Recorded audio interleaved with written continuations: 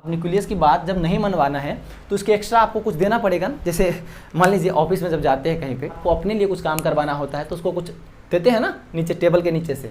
वही बात यहाँ समझ लीजिए, ये अभी तक न्यूक्लियस की बात मान रहा था, लेकिन आपको अपना बात मनाना है तो आपको उसको कुछ देना पड़ेगा। मतलब ये इलेक्ट्रॉन को क्या चाहिए? एनर्जी चाहिए।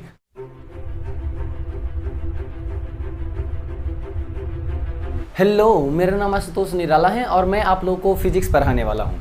आज हम लोग बात करने वाले हैं मेथड ऑफ चार्जिंग के बारे में। अगर आपने प्रीवियस क्लास देखा होगा तो उसमें हम लोगों ने चार्ज के बारे में देखा था कि क्वांटाइजेशन ऑफ चार्ज क्या होता है, कंजर्वेशन ऑफ चार्ज क्या होता है, और भी बहुत सारे प्रॉपर्टी हम लोगों ने चार्ज का देखा था। और आज हम लोग देखने वाले हैं मेथड ऑफ चार्जिंग के बारे में। यानी पिछले क्लास में जैसा कि हम लोगों ने बात किया था, दो तरह के चार्ज होते हैं, एक पॉजिटिव चार्ज, एक निगेटिव चार्ज।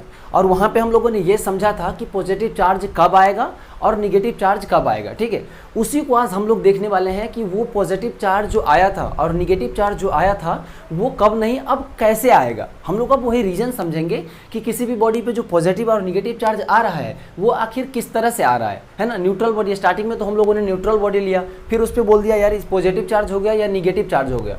वो क्यों हुआ वो हम लोगों ने इलेक्ट्रॉन से रिलेट करके देखा था कि अगर किसी बॉडी पे इलेक्ट्रॉन कम हो जाती है यानी डिफिशियंसी ऑफ इलेक्ट्रॉन हो जाती है, इसकी मतलब क्या था कि प्रोटॉन ज़्यादा हो गया, मतलब पॉजिटिव चार्ज ज़्यादा हो गया। ठीक है, तो ओवरऑल उस बॉडी पे जो चार्ज था वो पॉजिटिव आ गया था। इसी तरह हम लोगों ने निगेटिव चार्ज के बारे में डिस्कस किया था कि जब किसी बॉडी पे इलेक्ट्रॉन का नंबर ज़्यादा हो जाए प्रोटॉन से, यानी एक्सेस ऑफ इलेक्ट्रॉन हो जाए। और हम लोग जानते हैं इलेक्ट्रॉन पे निगेटिव चार्ज होता है। ठीक है, अगर मैग्नीट्यूड बाय बात करें तो इलेक्ट्रॉन और प्रोटॉन दोनों पे ही इक्वल चार्ज होते हैं, लेकिन साइन में अपोजिट होते हैं। तो अगर जब इलेक्ट्रॉन ज़्यादा हो जाएगा, इसका क्या मतलब हुआ कि निगेटिव चार्ज वाला चीज़ ज़्यादा हो गया, क्योंकि इलेक्ट्रॉन पे निगेटिव चार्ज होता है। तो अगर निगेटिव ज़्यादा हो गया तो बॉडी पे ओवरऑल चार्ज कैसा हो गया? निगेटिव चार्ज हो गया। तो हम लोगों ने ये सब प्रीवियस क्लास में देखा था और आज हम लोग देखने वाले हैं कि वो जो निगेटिव और पॉजिटिव चार्ज आया है वो कैसे आएगा। ठीक है, तो चलिए सबसे पहले हम लोग हेडिंग डालते हैं मेथड ऑफ चार्जिंग और फिर इसको हम लोग आगे स्टेप बाय स्टेप समझने की कोशिश करेंगे। तो सबसे पहले हेडिंग डालिए मेथड ऑफ चार्जिंग। ठीक है, अब मेथड ऑफ चार्जिंग में हम लोग सबसे पहला मेथड जो पढ़ने वाले हैं वो मेथड है चार्जिंग बाय रबिंग। ठीक है, तो इसमें आप सबसे पहले हेडिंग डालिए चार्जिंग बाय रबिंग। सबसे पहला मेथड है चार्जिंग बाय रबिंग। अब देखिए रबिंग है, इसको हम लोग दूसरे नाम से भी बुलाते हैं, बाय फ्रिक्शन बोल सकते हैं, है ना। जब हम दो चीज़ को घिसते हैं तो क्या होता है, जब घिसते हैं उसी को तो रबिंग बोलते हैं, और जब घिसते हैं तो दोनों के बीच में क्या होता है, फ्रिक्शन लगता है। तो बाय हम लोग फ्रिक्शन भी बोल सकते हैं कि किसकी वजह से चार्ज हो रही है, फ्रिक्शन की वजह से। अब वो कैसे हो रही है हम लोग इसके बारे में अभी बात करेंगे। ठीक है, बस अभी जो लिखे हम चार्जिंग बाय रबिंग, बस वो आप लिखिए और फिर हम लोग आगे समझने की कोशिश करते हैं। अब चलिए हम इसमें बात करते हैं आखिर ये जो है वो किस तरह से। तो देखिए रबिंग का मतलब सीधा सीधा बात है कि दो ऑब्जेक्ट को हम क्या कर रहे हैं, इस तरह से घिस रहे हैं, यानी दो मार्कर है, इसको आपस में ऐसे घिसेंगे तो इसमें चार्ज होगा, है ना। यानी मार्कर क्या हो जाएगा, चार्ज हो जाएगा। वो कैसे होगा, कौन पॉजिटिव चार्ज होगा, कौन सा मार्कर निगेटिव चार्ज होगा, अभी जब हम लोग इसके बारे में जब डिस्कस करेंगे तो ये भी क्लियर हो जाएगा। ठीक है, तो चलिए इसमें हम सबसे पहले कुछ लाइन लिख लेते हैं और फिर उसी लाइन को समझते हुए अच्छे से इसको डायग्राम की हेल्प से समझेंगे। ठीक है, तो इसमें लिखेंगे when one neutral body, when one neutral body rubbed with another neutral body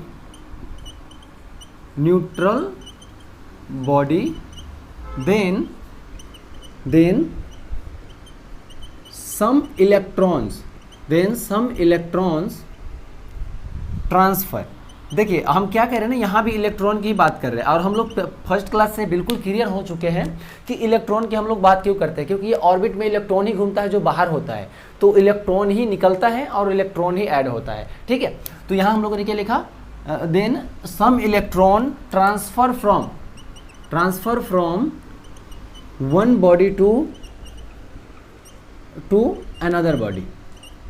another body, hence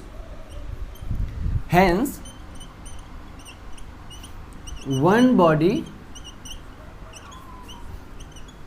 gains the electron and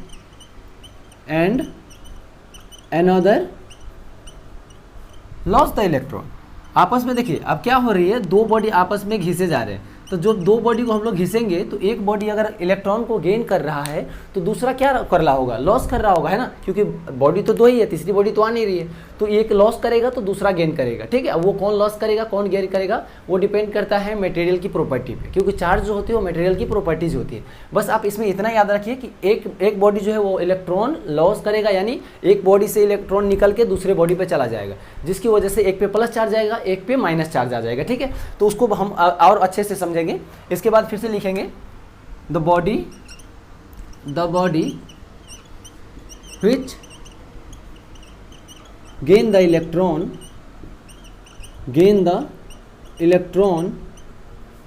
जो क्या है, जो बॉडी अगर इलेक्ट्रॉन को गेन करता है वो क्या होगा, the body which gain the electron becomes, कौन से चार्ज होगा, becomes जिस पे इलेक्ट्रॉन गया है, गेन का मतलब लेना, यानी जो इलेक्ट्रॉन को लिया है मतलब क्या हो गया, उस बॉडी स्टार्टिंग में तो न्यूट्रल था, बाद में इलेक्ट्रॉन लिया मतलब इलेक्ट्रॉन इस बॉडी पे क्या हो गया, ज़्यादा हो गया। जब इलेक्ट्रॉन ज़्यादा हो गया तो हम लोग पहले क्लास में बात किए थे एक्सेस ऑफ इलेक्ट्रॉन हो गया, तो वो कैसा चार्ज आएगा, negative charge, becomes body becomes negatively charge. Clear है, निगेटिवली चार्ज। और यही चीज़ उल्टा होगा and which loss the electron, loss का मतलब डिफिशियंसी, कम हो गया इलेक्ट्रॉन, है ना, लॉस द इलेक्ट्रॉन बिकम्स, कैसा चार्ज आएगा, जब इलेक्ट्रॉन कम हो गया इसका मतलब प्रोटॉन ज़्यादा हो गया। अब प्रोटॉन ज़्यादा हो गया मतलब पॉजिटिव चार्ज ज़्यादा हो गया, मतलब बॉडी पे जो नेट चार्ज आएगा वो कैसा आएगा, पॉजिटिव आएगा, यानी बॉडी बिकम्स पॉजिटिवली चार्ज। इसमें कोई दिक्कत है ना, दिक्कत तो इसे होना नहीं चाहिए। हम लोगों ने पिछले फर्स्ट क्लास में बहुत ही अच्छे से इसके बारे में डिस्कस किया था। अगर आपने फर्स्ट क्लास नहीं देखा है तो लिंक डिस्क्रिप्शन में मिल जाएगा, आप वहाँ से जाकर देखिए उसको, ठीक है, क्योंकि वही चीज़ें यहाँ से रिलेट हो रही है। तो देखिए अब इसको हम लोग समझते हैं डायग्राम की हेल्प से। पहले आप चलिए एक बार और से डेफिनेशन हम लोग देख लेते हैं।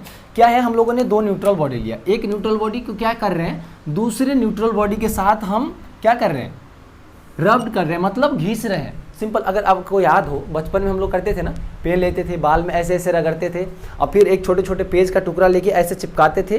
तो पेज का टुकड़ा क्या होता था, इस पेंसिल में चिपकता था, जो पेन होता था उसमें। क्यों ऐसा होता था, इस पर कुछ चार्ज आ जाता था, है ना, जबकि अगर नहीं रगड़े रहते थे तो उस पर उतना नहीं चिपकता था पेज, है ना, क्योंकि उस पर कोई चार्ज नहीं था। वही चीज़ जब हम एक न्यूट्रल बॉडी को दूसरा न्यूट्रल बॉडी के साथ ऐसे फ्रिक्शन ऐसे रगड़ेंगे तो क्या होगा, एक से इलेक्ट्रॉन दूसरे पे ट्रांसफर हो जाएगा, ठीक है। उसकी वजह से क्या होगा, एक बॉडी पे इलेक्ट्रॉन कम हो जाएगा और एक पे ज़्यादा हो जाएगा। तो जिस पे इलेक्ट्रॉन ज़्यादा हो जाएगा उस पर क्या होगा, एक्सेस ऑफ इलेक्ट्रॉन हो गया, यानी निगेटिव चार्ज ज़्यादा हो गया। और निगेटिव चार्ज ज़्यादा हो गया मतलब उस बॉडी पे निगेटिव चार्ज हो गया, ठीक है। और जिस पे इलेक्ट्रॉन कम हो गया, यानी जिससे इलेक्ट्रॉन निकला है उस पर इलेक्ट्रॉन कम हो गया। इलेक्ट्रॉन कम होने का मतलब क्या हुआ, स्टार्टिंग में न्यूट्रल था, मतलब प्रोटॉन और न्यूट्रॉन इलेक्ट्रॉन दोनों ही इक्वल था।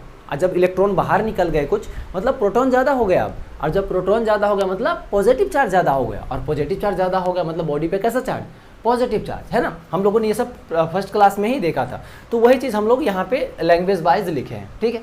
अगर यहाँ तक क्लियर है तो चलिए इसी को हम डायग्राम की हेल्प से समझते हैं। पहले इसको नोट कर लेंगे।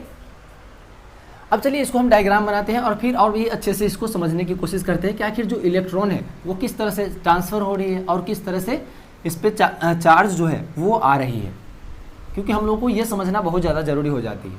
और फिजिक्स में वैसे भी बिना डायग्राम का तो आप बिल्कुल भी कुछ ना समझे। जब तक आप डायग्राम नहीं बनाएंगे तब तक आपको फील नहीं आएगा। तो चलिए दो बॉडी हमने लिया था, एक बॉडी यहाँ पे ले लिया और दूसरा यहाँ पे ले लिया, ठीक है। अब यहाँ पे इसको हम बोल देते हैं बॉडी फर्स्ट और इसको सेकेंड। ध्यान से देखेंगे, फर्स्ट सेकेंड हमने ऐसा ले लिया, है ना। और दोनों पे स्टार्टिंग में कोई चार्ज नहीं है। स्टार्टिंग में क्या है, इस दोनों पे कोई भी चार्ज नहीं है, सिंपल ये ऐसा है। अब हम इसको क्या कर रहे हैं, देखिए दोनों को आपस में रगड़ दे रहे हैं। रगड़ने का मतलब क्या हुआ, इसको ध्यान से देखेंगे, एक ऐसा और दूसरा इससे इस तरह से सटता हुआ जाएगा। देखिए यही दोनों बॉडी है जो 1 और 2 यहाँ पर रखा है। इसको हम क्या करें, एक को ऊपर की तरफ ले जा रहे हैं, एक को नीचे की तरफ। ये आखिर एक्चुअल में हो क्या रहा है, इसको ध्यान से देखेंगे। देखिए ये दो है, ऐसे ऐसे आप इसको अगर आप समझे तो ऐसे ऐसे कर रहे हैं। जब ऐसे ऐसे घिसेंगे तो क्या होगा, अभी अभी हम लोगों ने डेफिनेशन में लिखा था, एक से इलेक्ट्रॉन दूसरे पे चला जाएगा, वो किसी से भी किसी पे जा सकता है, ठीक है। तो हम मान लेते हैं ये जो फर्स्ट वाला बॉडी है उससे इलेक्ट्रॉन निकल के इस सेकेंड वाले पे चला गया, मतलब इलेक्ट्रॉन कुछ इस तरह से इस पे ट्रांसफ़र हो गया। क्लियर है। तो अब देखिए, अब इसी डायग्राम को जब हम नीचे ड्रॉ करेंगे तो हम क्या कहेंगे, एक डायग्राम यहाँ बनेगा और एक डायग्राम यहाँ फिर से हम अलग कर दिए घिसने के बाद, ठीक है। जिस तरह से पेन को बाल में घिसने के बाद अलग करके चिपकाते थे तो चिपकता था, मतलब इस पर चार्ज आ जाता था, वही चीज़ है। अब जैसे ही हम करेंगे तो देखिए इस वाले बॉडी पर से इलेक्ट्रॉन इस पर चला गया, जबकि स्टार्टिंग में इस वाले बॉडी का चार्ज कितना था, 0, कोई चार्ज नहीं था। मतलब जितना इलेक्ट्रॉन था उतने ही प्रोटॉन था। यानी हम इसकी बात करें तो नंबर ऑफ इलेक्ट्रॉन को N लिख देते हैं is equals to number of proton. ये न्यूट्रल का ये कंडीशन होता है, दोनों इक्वल होता है। इसके केस में भी देखें तो number of electron is equals to number of proton. समझ में आया?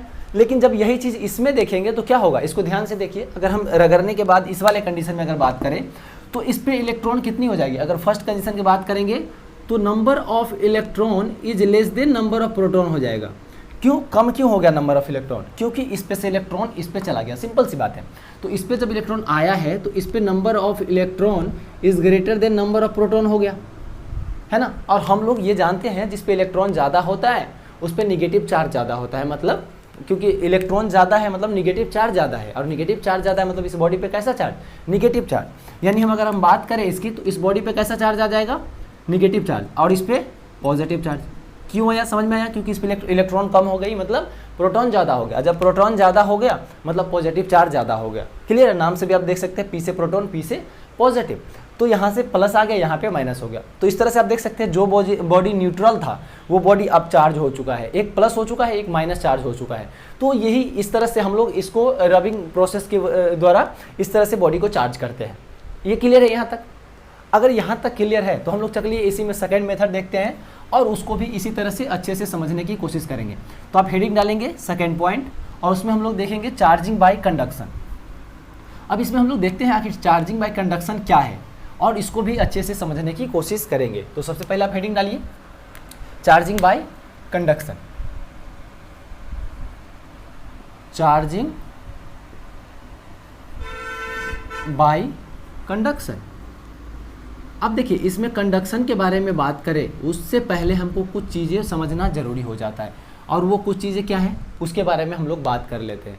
तो यहाँ देखिए कंडक्शन जब हम लोग पढ़ेंगे ना तो वहाँ कुछ कंडक्टर वगैरह का कंसेप्ट आता है। तो हम लोग कंडक्शन को समझे इससे पहले कंडक्टर को समझ लेते हैं ताकि वहाँ पे कोई भी प्रॉब्लम ना हो। तो चलिए हम लोग सबसे पहले इसमें देख लेते हैं। इसमें लिखते हैं there are 3 types of material. There are 3 types of material in nature. अब ये 3 टाइप के मटेरियल नेचर में कौन कौन से होते हैं तो आप लोग 9th 10th में पढ़े भी होंगे। सबसे पहला जो लिखेंगे हम लोग इसमें कंडक्टर लिखेंगे। क्या लिखेंगे? कंडक्टर। और इसी में सेकेंड लिखेंगे नॉन कंडक्टर। क्लियर है यहाँ तक? और इसी में आप थर्ड पॉइंट लिखिए सेमी कंडक्टर। और फिर इसको बारी बारी से हम लोग समझेंगे कि आखिर कंडक्टर क्या होता है, नॉन कंडक्टर क्या होता है और सेमी कंडक्टर क्या होता है। ठीक है, तो चलिए सबसे पहले हेडिंग डालेंगे कंडक्टर और फिर इसको समझने की कोशिश करेंगे। तो आप इसको पहले नोट कर ले और उसके बाद आप फर्स्ट पॉइंट देखिए कंडक्टर के बारे में, इसका हेडिंग डालें। ठीक है, तो देखिए चलिए सबसे पहले हम लोग देखते हैं कि आखिर ये कंडक्टर जो है ये कंडक्टर क्या होता है। तो अब चलिए सबसे पहले कंडक्टर का डेफिनेशन देख लेते हैं और फिर उसको समझने की कोशिश करेंगे। तो लिखेंगे conductor is a material. Conductor is a material which have large number of free electron, large number of free electrons, large number of free electrons। यानी कंडक्टर क्या होता है जिसमें बहुत सारे फ्री इलेक्ट्रॉन्स होते हैं। अगर हम कंडक्टर की बात करें तो ऐसा जानते हैं ना कि कंडक्टर वो होता है जिसमें करंट का फ्लो होता है, और अल्टीमेटली अगर हम करंट की बात करें तो करंट का फ्लो का मतलब होता है इलेक्ट्रॉन का फ्लो। यानी इलेक्ट्रॉन का फ्लो जितना ज़्यादा होगा उसमें करंट का फ्लो उतना ही ज़्यादा होगा। अभी इसके बारे में आपको आइडिया नहीं लग रहा होगा, जब हम लोग आगे इलेक्ट्रोस्टैटिक्स के बाद मैग्नेटिज्म उसके बाद करंट इलेक्ट्रिसिटी पढ़ेंगे तो वहाँ पे आप अच्छे से इस बात को समझ पाएंगे। ठीक है, यानी करंट का फ्लो का मतलब होता है, यहाँ तक तो अभी इतना तो जानते होंगे ना कि कंडक्टर वो होता है जिसमें करंट फ्लो होता है। जितना ज़्यादा करंट फ्लो होगा वो कंडक्टर उतने ही अच्छा होता है, इतना तो जानते होंगे। तो आप इसमें एक्स्ट्रा एक चीज़ और माइंड में ऐड कर लीजिए कि इसमें जो हम बात कर रहे हैं कि करंट का फ्लो जिसमें होता है वो कंडक्टर होता है, तो करंट का जो फ्लो होता है वो इलेक्ट्रॉन का ही फ्लो होता है। ठीक है, मतलब इलेक्ट्रॉन जितना ज़्यादा फ्लो करेगा उसमें करंट उतने ही ज़्यादा फ्लो होगा। यानी क्या हुआ, जिसमें जितना ज़्यादा फ्री इलेक्ट्रॉन्स होगा, जिसमें जितना ज़्यादा फ्री इलेक्ट्रॉन्स होगा उसमें इलेक्ट्रॉन का फ्लो उतना ही ज़्यादा होगा। यानी वो क्या होगा, कंडक्टर। यानी कंडक्टर में क्या होता है, नंबर ऑफ फ्री इलेक्ट्रॉन्स बहुत ज़्यादा होता है। अगर इसमें हम एग्जाम्पल की बात करें तो एग्जाम्पल क्या होगा, तो इसमें तो घर में बहुत सारे होते हैं ना, जैसे एल्युमिनियम वायर हम लोग यूज करते हैं, कॉपर वायर यूज करते हैं। अब ये जो लोहा होता है उसमें भी तो करंट आता है, तो वो हो सकते हैं। इस तरह से बहुत सारे हो सकते हैं, ठीक है। तो ये सारे कंडक्टर के एग्जाम्पल हैं। यहाँ तक क्लियर है। अब चलिए इसमें हम लोग सेकेंड पॉइंट बात करते हैं, जो कि अभी अभी लिखा था, नॉन कंडक्टर। तो अब नॉन कंडक्टर क्या होगा, अगर कंडक्टर आप समझ गए हैं तो नॉन कंडक्टर भी ऑटोमेटिक ही समझ जाएंगे, क्योंकि इसमें भी एक्स्ट्रा कुछ खास नहीं है। तो चलिए इसका सबसे पहले डेफिनेशन लिखते हैं, उससे ऑटोमेटिक ही समझ में आ जाएगा। तो नॉन कंडक्टर क्या होगा, तो यहाँ पे लिखेंगे non conductor. Non conductor is a material, non conductor is a material which have no free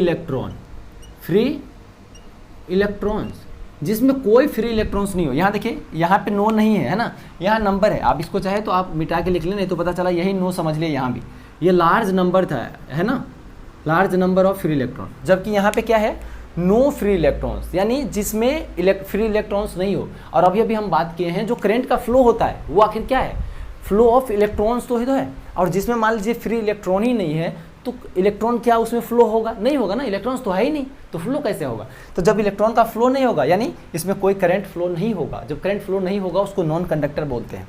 और इसमें अगर हम एग्जाम्पल की बात करें नॉन कंडक्टर में, तो देखिए जैसे प्लास्टिक होता है, प्लास्टिक में करंट फ्लो नहीं होता है ना, तो आप बोल सकते हैं इसमें प्लास्टिक, ठीक है।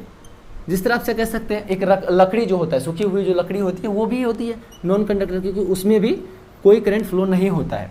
अब इसी तरह अगर हम रबर की बात करें, एक रबर होता है ना जिसमें करंट का फ्लो नहीं होता है, तो आप रबर भी बोल सकते हैं। ये सब जो होता है वो नॉन कंडक्टर आता है। यहाँ तक क्लियर है।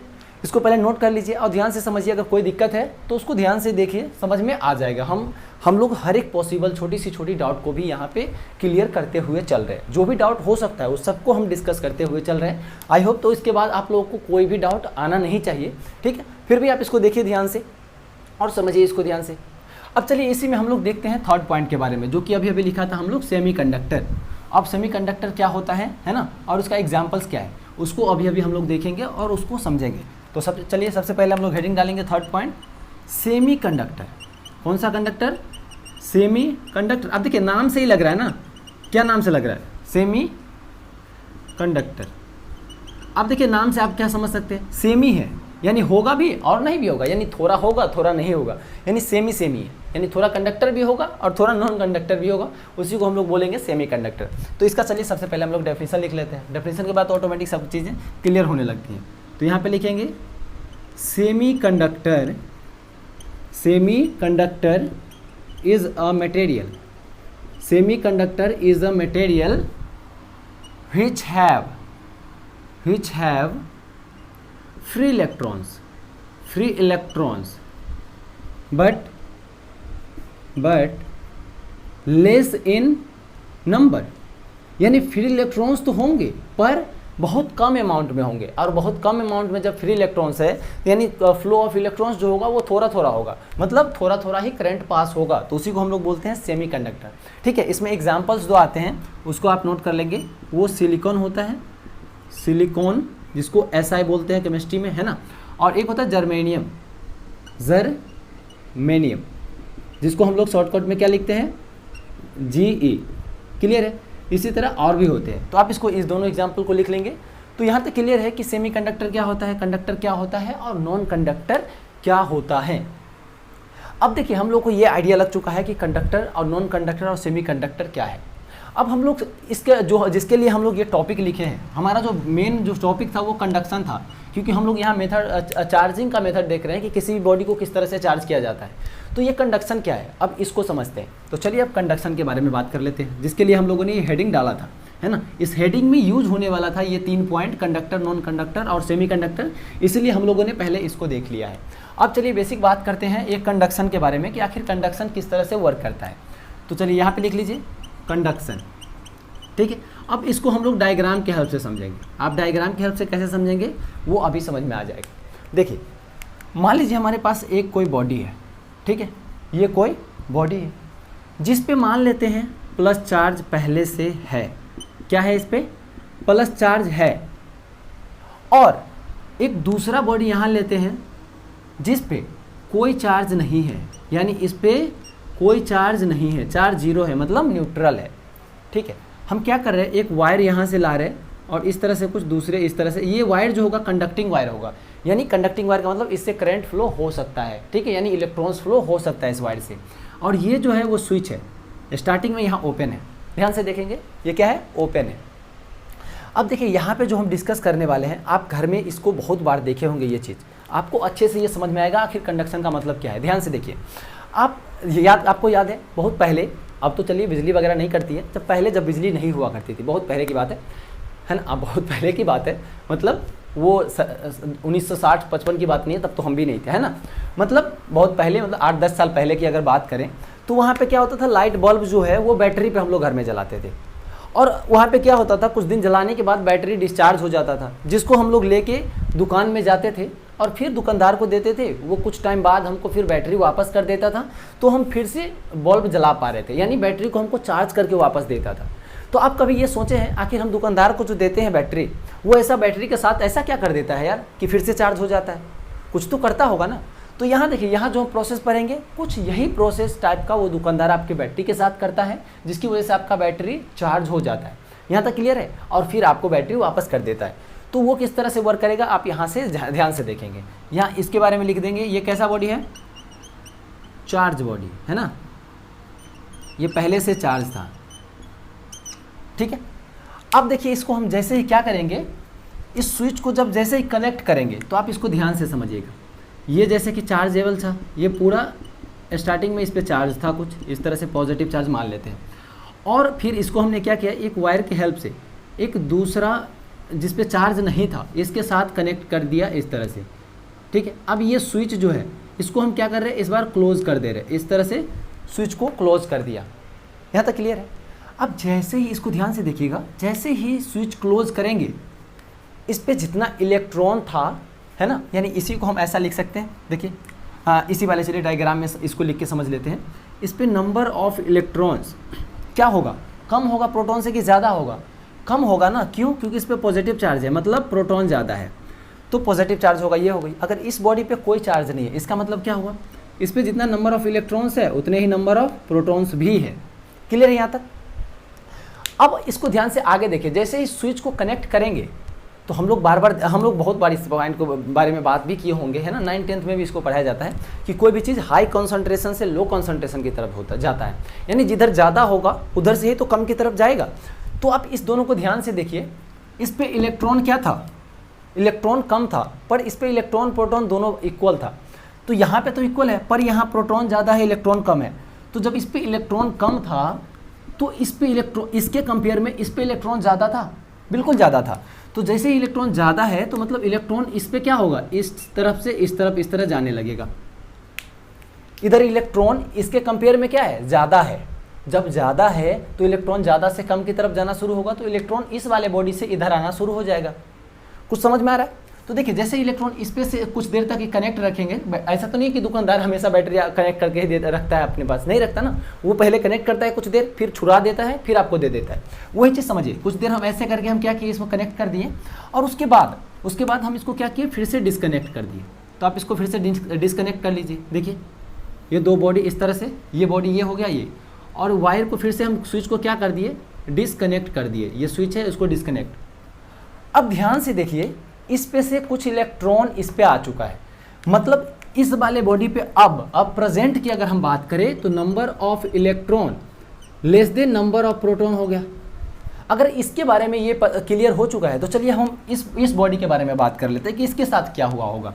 तो देखिए, स्टार्टिंग में तो इस पे इलेक्ट्रॉन कम था, प्रोटॉन ज़्यादा था, लेकिन अभी भी इलेक्ट्रॉन कम ही रहेगा। क्यों? क्योंकि इस पे नंबर ऑफ इलेक्ट्रॉन प्रोटॉन से ज़्यादा तो नहीं हो सकता। अगर इलेक्ट्रॉन अगर इस पे प्रोटॉन से ज़्यादा हो जाता, तो फिर इस पे से इलेक्ट्रॉन इस पे नहीं जाने लगेगा, इस केस में जाने लगेगा ना। जब इस पे अगर प्रोटॉन अगर कम हो जाए इलेक्ट्रॉन से, तो इलेक्ट्रॉन फिर इधर ज़्यादा हो जाएगा इसके कंपेयर में, तो फिर इलेक्ट्रॉन इधर से इधर जाने लगेगा। इससे क्या पता चला कि इलेक्ट्रॉन जो है इस पे प्रोटॉन से ज़्यादा हो ही नहीं सकता, मैक्सिमम इलेक्ट्रॉन प्रोटॉन इक्वल हो सकता है इस केस में, है ना, क्योंकि जैसे ही इलेक्ट्रॉन ज़्यादा होगा उल्टा फ्लो होने लगेगा।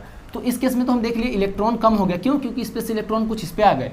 लेकिन अभी भी इस वाले पे क्या रहेगा, इलेक्ट्रॉन अभी भी कम ही रहेगा। क्यों कम रहेगा? क्योंकि जैसे ही मान लीजिए, एज्यूम करिए, जैसे अगर इसको इलेक्ट्रॉन अगर प्रोटॉन के इक्वल हो जाता तो सेम ये कंडीशन नहीं हो जाता, और ये कंडीशन हो जाएगा तो सिंपल क्या होगा, इस पे से फिर इलेक्ट्रॉन इधर जाने लगेगा, है ना। तो इसीलिए इस पे इलेक्ट्रॉन कम ही रहेगा। तो अब क्या हो गया, इसको ध्यान से देखिए, इस पे तो अभी भी प्लस चार्ज ही रहा, क्योंकि क्या है, इलेक्ट्रॉन कम है और प्रोटॉन ज़्यादा है, तो इस पे प्लस चार्ज रहा। अब इसकी बात आई, तो अब देखिए हम लोग चार्ज किसको कर रहे थे, इसी वाले को ना।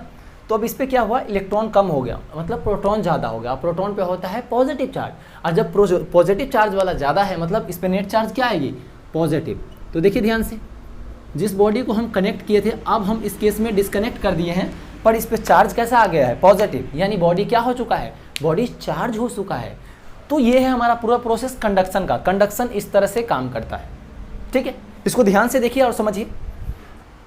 अब चलिए, अगर चार्जिंग बाय कंडक्शन आपको क्लियर हो चुका है तो हम लोग थर्ड पॉइंट के बारे में बात करेंगे, और वो होगा चार्जिंग बाय इंडक्शन। अब ये इंडक्शन क्या है इसके बारे में समझेंगे, और इसको भी डायग्राम की हेल्प से समझेंगे। देखिए मैं बार बार बोलता हूँ, अगर फिजिक्स समझना है तो डायग्राम को समझना पड़ेगा, क्योंकि 50 to 60% क्वेश्चन जो होते हैं वो डायग्राम से सोल्व हो जाता है। बाकी 40 to 50% जो होता है उसके लिए हम लोग को थोड़ा बहुत कैलकुलेशन करना पड़ता है, इसलिए खास करके आप डायग्राम पे फोकस रखें। तो थर्ड पॉइंट में आप हेडिंग डालेंगे charging by induction. Charging by induction. अब ये कंडक्शन के बारे में तो समझ में आ गया, ये इंडक्शन क्या आ गया भैया, है ना। तो अब हम लोग इसके बारे में भी समझेंगे, इसलिए बिल्कुल भी टेंशन ना ले कि ये इंडक्शन क्या है। तो चलिए इसमें कुछ लाइन लिख लेते हैं ताकि हम लोग उसी को डायग्राम बनाते समय उस दोनों को आपस में कनेक्ट कर पाए, ठीक है। तो यहाँ लिखिए व्हेन अ चार्ज पार्टिकल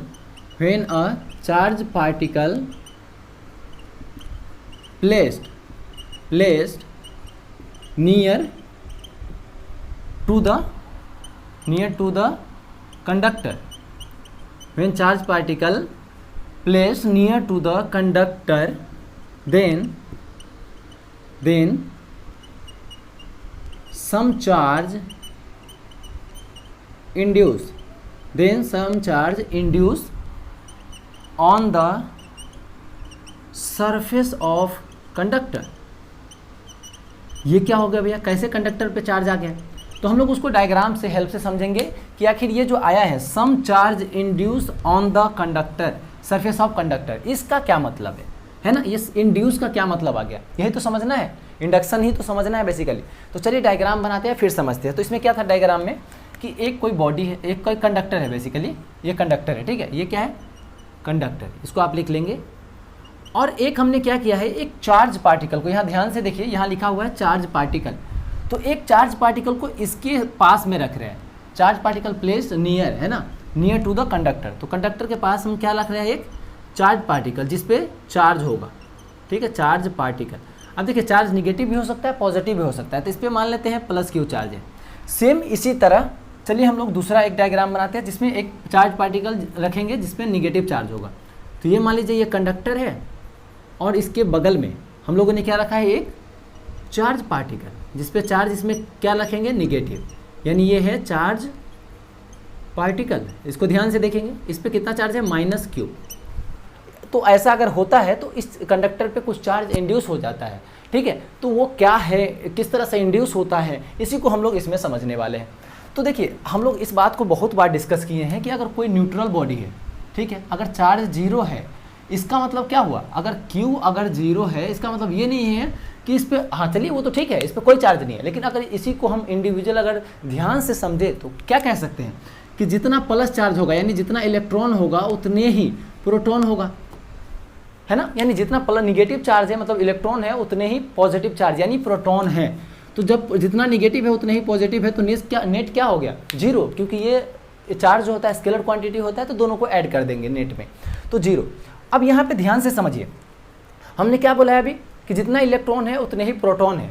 और हम लोगों ने वहाँ पिछली क्लास में, अगर आपने नहीं देखा है तो उसको जरूर से देखिएगा, है ना, वो बहुत ही ज़्यादा इंपॉर्टेंट क्लास था।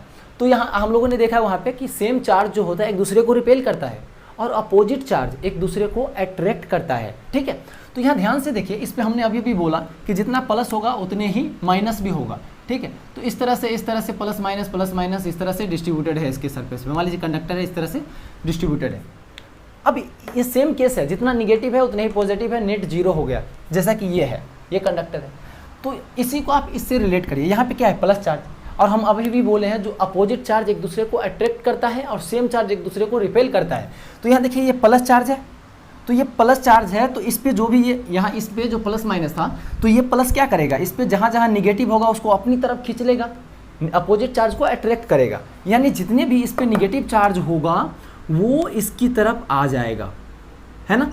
और जितने पॉजिटिव होगा, ये भी पॉजिटिव है तो पॉजिटिव वाले को क्या करेगा, रिपेल कर देगा, यानी पॉजिटिव वाले इससे दूर दूर चला जाएगा। देखिए ध्यान से, यहाँ तक क्लियर है।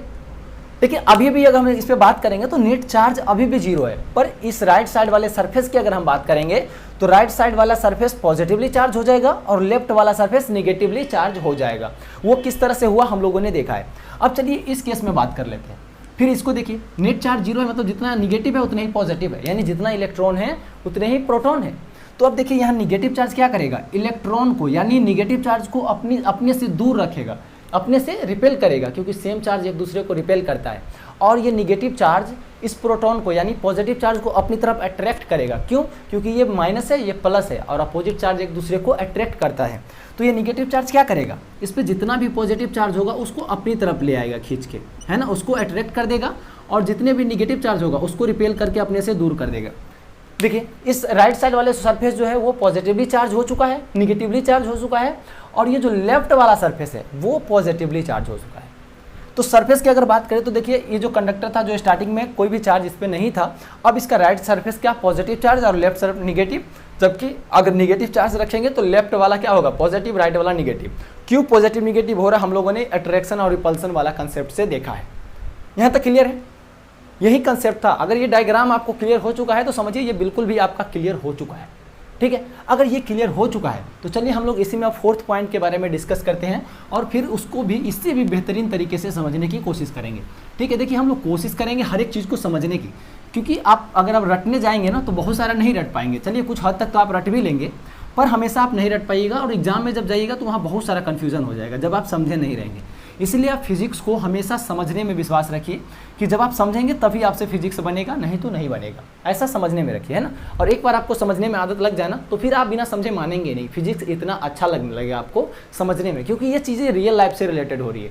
ठीक है, तो अब इसमें चलिए फोर्थ पॉइंट हेडी डालेंगे, थर्मियोनिक इमिशन, और फिर इसको भी समझेंगे, थर्मियोनिक एमिशन। अब देखिए इसमें देखते हैं कि थर्मियोनिक इमिशन क्या होता है, और फिर उसका डायग्राम बनाते हैं ताकि अच्छे से इसमें भी फील हम लोग ले पाए। तो चलिए इसमें सबसे पहले 2-3 लाइन लिख लेते हैं, और फिर इसके बारे में हम लोग डायग्राम की हेल्प से समझेंगे। ठीक है, तो थर्मियोनिक इमिशन क्या होता है, तो इसमें लिखेंगे व्हेन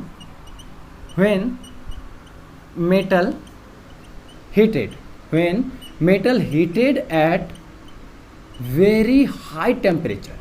कैसा टेम्परेचर है, very high temperature, then some electrons. हम लोग इलेक्ट्रॉन की क्यों बात कर रहे हैं, हम लोग फर्स्ट क्लास और आज के क्लास के स्टार्टिंग में ही समझा है कि इलेक्ट्रॉन ही बाहर होता है ऑर्बिट में जो निकलता है, और या फिर ऐड होता है, इसलिए इलेक्ट्रॉन को ही हर बार हम लोग मेंशन कर रहे हैं। और वैसे भी हम लोग बार बार डिस्कस कर रहे हैं, करंट का फ्लो हो या चार्ज हो, ये सब इलेक्ट्रॉन की वजह से ही होता है। ठीक है, तो क्या है, when metal heated at a very high temperature then some electron ejected, when some electron ejected from the surface of the metal and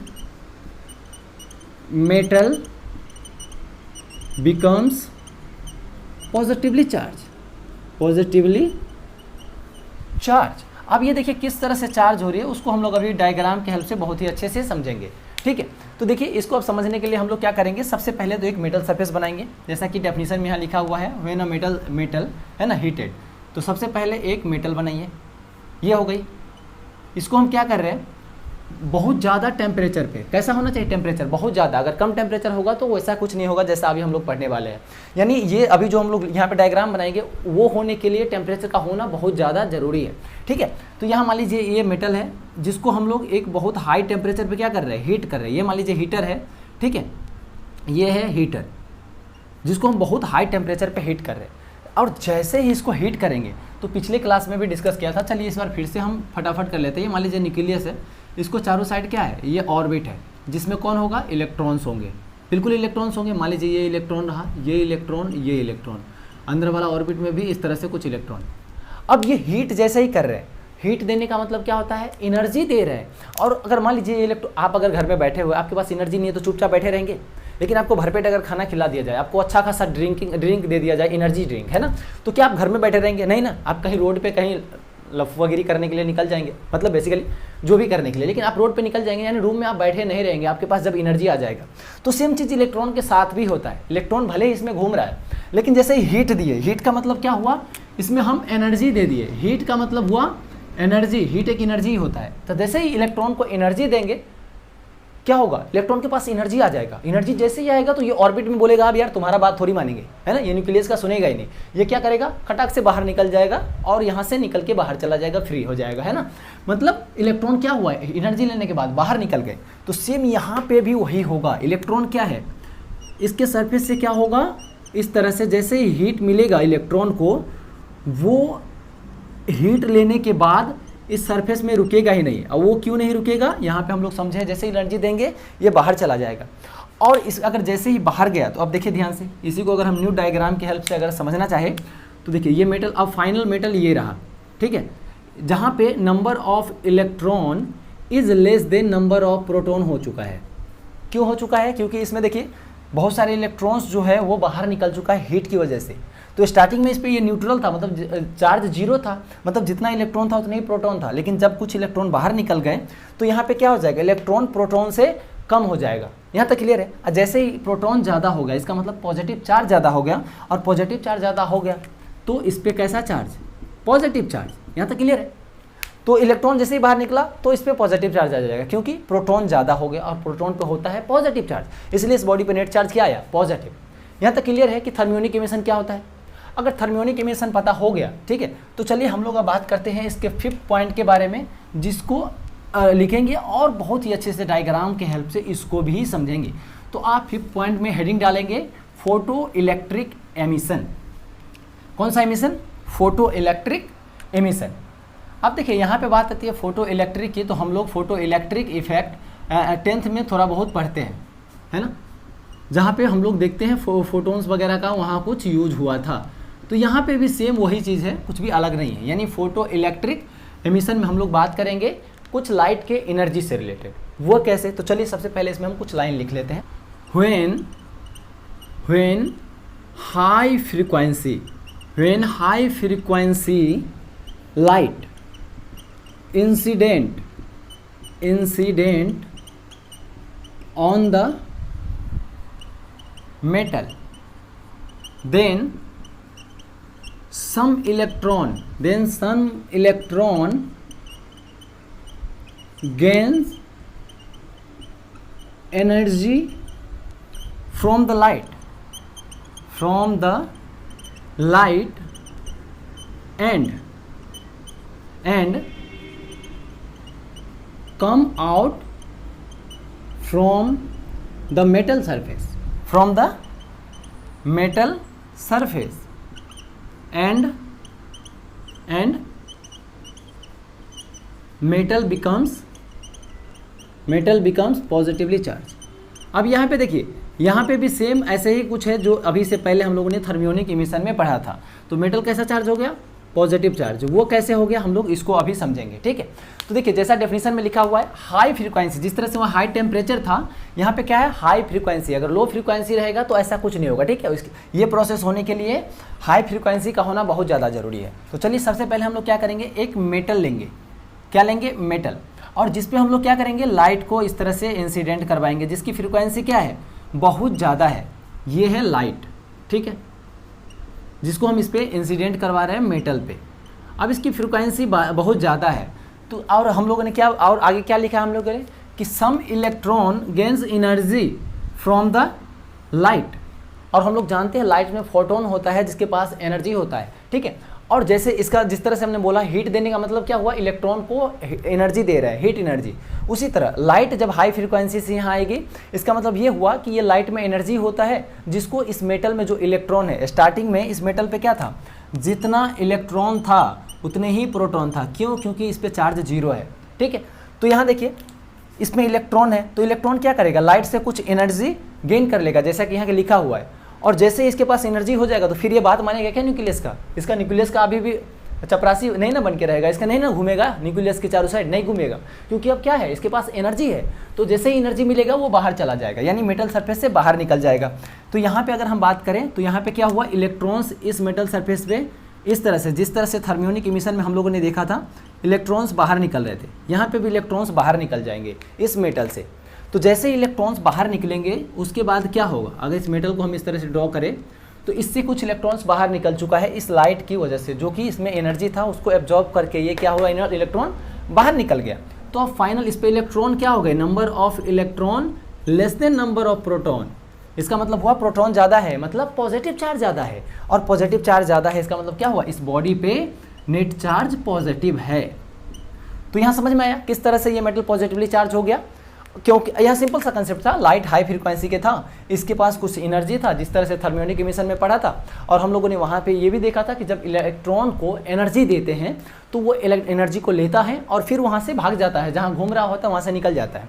और जैसे इलेक्ट्रॉन बाहर निकले मतलब इस पर इलेक्ट्रॉन क्या हुआ, कम हो गया, इलेक्ट्रॉन कम हो गया मतलब प्रोटॉन ज़्यादा हुआ। तो हम लोगों ने क्या पढ़ा था कि जब इलेक्ट्रॉन कम हो जाए, यानी डिफिशियंसी ऑफ इलेक्ट्रॉन होता है, उस केस में क्या होता है, पॉजिटिव चार्ज होता है, मतलब प्लस चार्ज, मतलब प्रोटॉन बोल सकते हैं, प्रोटॉन का मतलब पॉजिटिव, ठीक है। यानी प्रोटॉन ज़्यादा है मतलब चार्ज नेट पॉजिटिव आ गया। तो यहाँ तक क्लियर है किस तरह से फोटो इलेक्ट्रिक एमिशन होता है और इसकी हेल्प से किस तरह से किसी भी बॉडी को चार्ज किया जा सकता है, यहाँ तक क्लियर है। अब चलिए इसी में हम लोग 6 पॉइंट के बारे में बात करेंगे, जो कि चार्जिंग का लास्ट मेथड है, ठीक है। तो आप 6 पॉइंट का हेडिंग लिखेंगे और फिर उसको हम लोग ध्यान से समझेंगे। तो 6 पॉइंट में लिखिए फील्ड एमिशन, ठीक है। अभी जैसा कि पढ़े थे फोटो इलेक्ट्रिक एमिशन, इसी के आगे हम लोग पढ़ेंगे 6 पॉइंट में फील्ड एमिशन। अब देखिए फील्ड एमिशन क्या है, इसको भी हम लोग बारीकी से समझेंगे, है ना, क्योंकि जितने वाली अभी जो भी पॉइंट हम लोग पढ़ रहे हैं ना, सारा का सारा समझने वाला है, हर एक चीज़ का लॉजिक है कुछ ना कुछ। तो ये फील्ड एमिशन क्या है, तो इसको समझने से पहले चलिए इसमें कुछ लाइनें लिख लेते हैं ताकि उसको डायग्राम से रिलेट कर सकें।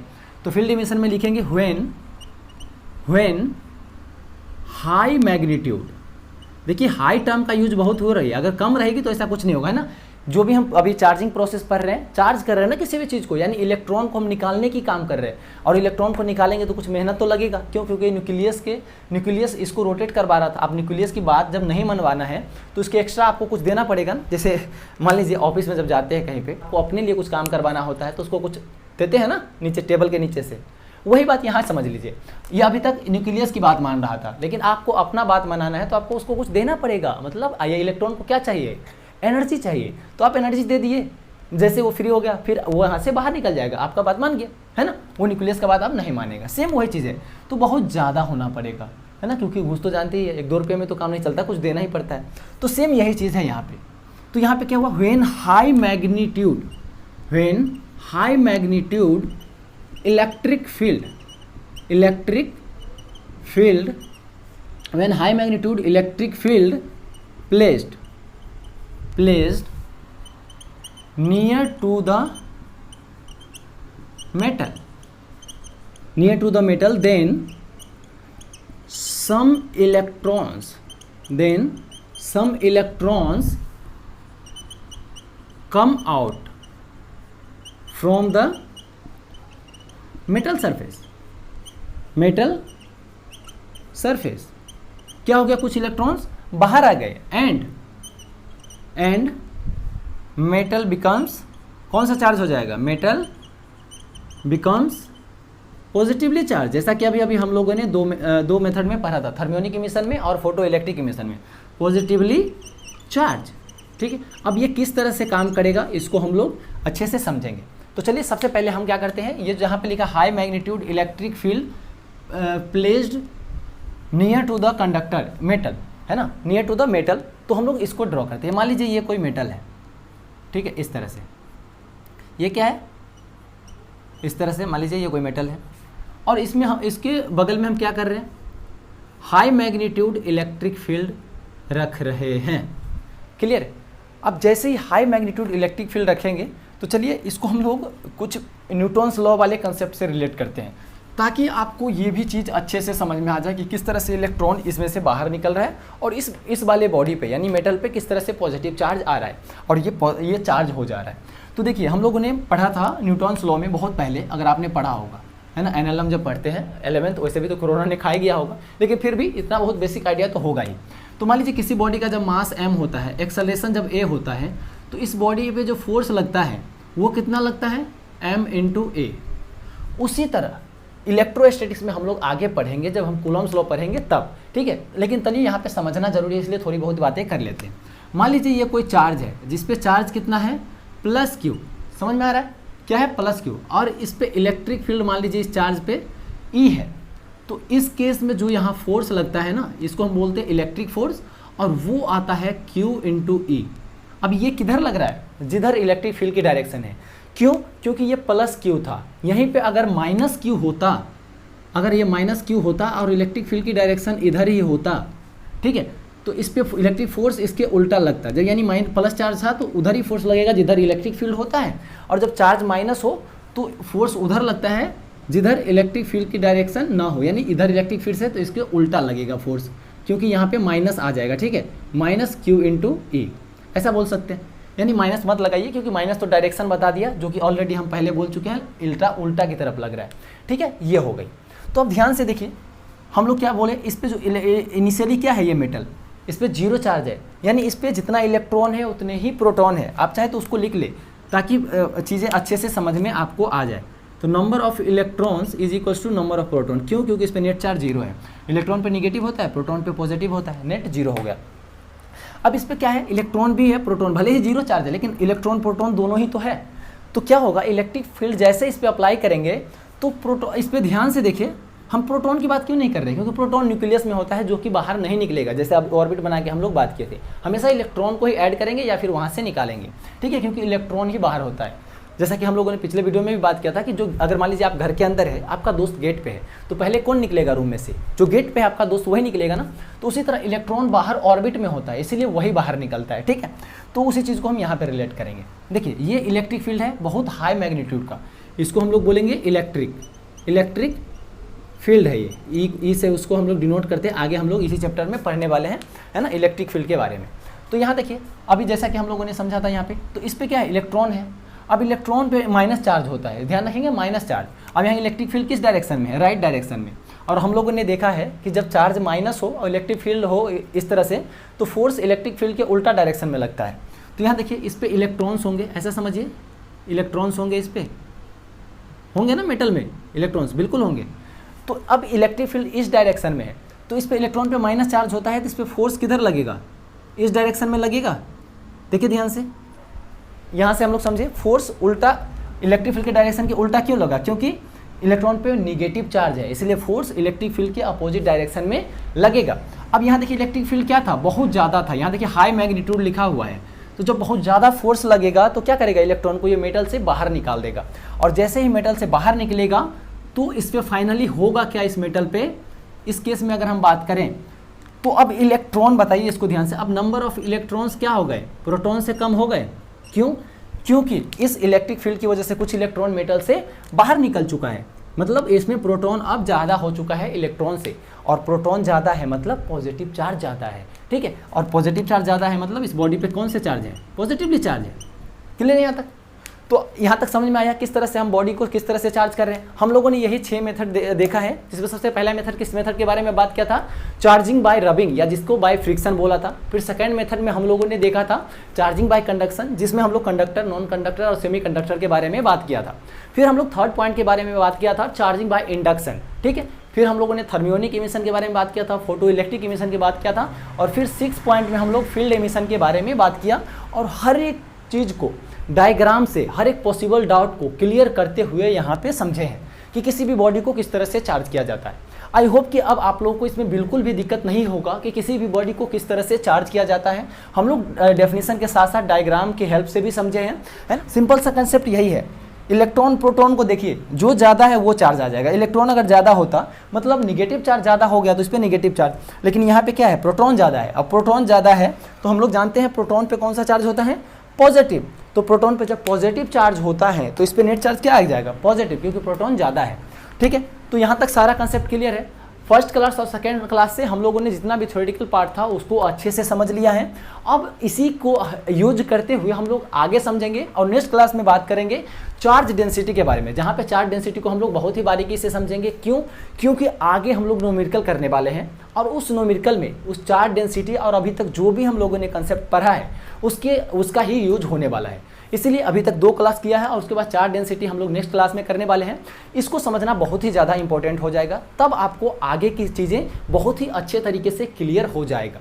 ठीक है, तो इसीलिए आप हर एक वीडियो को स्टार्टिंग से लास्ट तक जरूर देखें ताकि आपको इन सब चीज़ों में बिल्कुल भी दिक्कत ना रहे। ठीक है, यहाँ तक क्लियर है सबका। अगर हम बात करें नीट और इंजीनियरिंग एग्जाम की तो वहाँ पे आपसे थ्योरी वैसे भी ज़्यादा नहीं पूछे जाते हैं, न्यूमेरिकल्स पूछे जाते हैं, जिसको सोल्व करने के लिए हम लोग को थ्योरी भी पता होना चाहिए और न्यूमेरिकल भी सोल्व करना आना चाहिए। तो आप इसका टेंशन नहीं लीजिए, मैं बहुत ज़्यादा आपको न्यूमेरिकल का प्रैक्टिस करवा दूंगा और थ्योरी को याद नहीं आपको समझा दूंगा, ये मेरा रहा वादा आपसे। ठीक है, बस आपको हर एक चीज़ को ध्यान से देखते रहिए। ठीक है, और आपको हर एक चीज़ समझ में भी आ जाएगा। ठीक है, आई होप कि अभी तक हर एक चीज़ आपको क्लियर हो चुका होगा। ठीक है, तो मिलते हैं नेक्स्ट वीडियो में एक नए चार्ज डेंसिटी के साथ। तब तक के लिए जय हिंद।